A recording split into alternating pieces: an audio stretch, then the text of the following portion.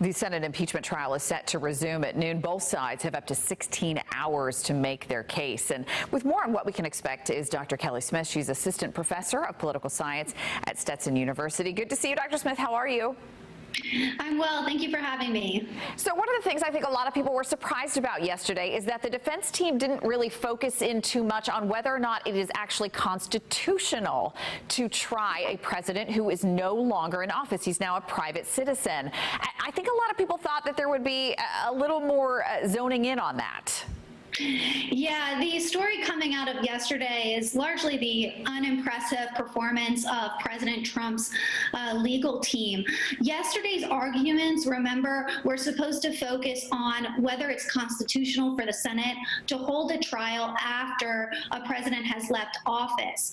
What we saw from President Trump's legal team was a large focus on the politics surrounding impeachment rather than focusing on that constitutionality question, and those arguments largely fell flat. So we'll see whether the defense team decides to adjust their strategy going forward. And why is this confusing? Did the founding fathers did they sort of leave maybe a little too much interpretation in there? Well, the great thing about the Constitution is that it's broad enough so that we can adapt our circumstances depending upon what we're going through. And that's one of the reasons why the Constitution has survived this long. So yes, the founders were actually quite broad and vague when it comes to how impeachment proceedings are supposed to occur, what counts as a high crime and misdemeanor. But what this has allowed us to do is that depending upon our given times, we can adapt the Constitution to our needs. One of the things we've heard a lot of senators say is that it is really sort of a waste of time for them to do this because they don't believe that there will actually be a conviction at the end of this. Do you believe that a lot of this is sort of just pomp and circumstance?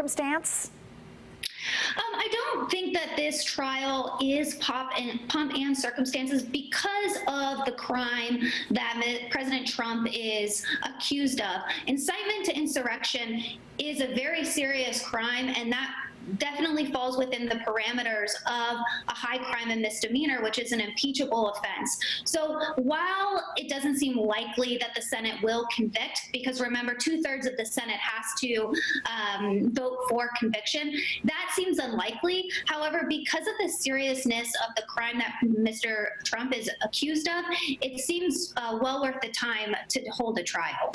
Do you feel like there will be long-term implications here too? Because there was a lot of talk about that part of the reason they wanted to go for this second impeachment trial is to try to prevent former President Trump from running again in the future. Yeah, so that seems unlikely at this time.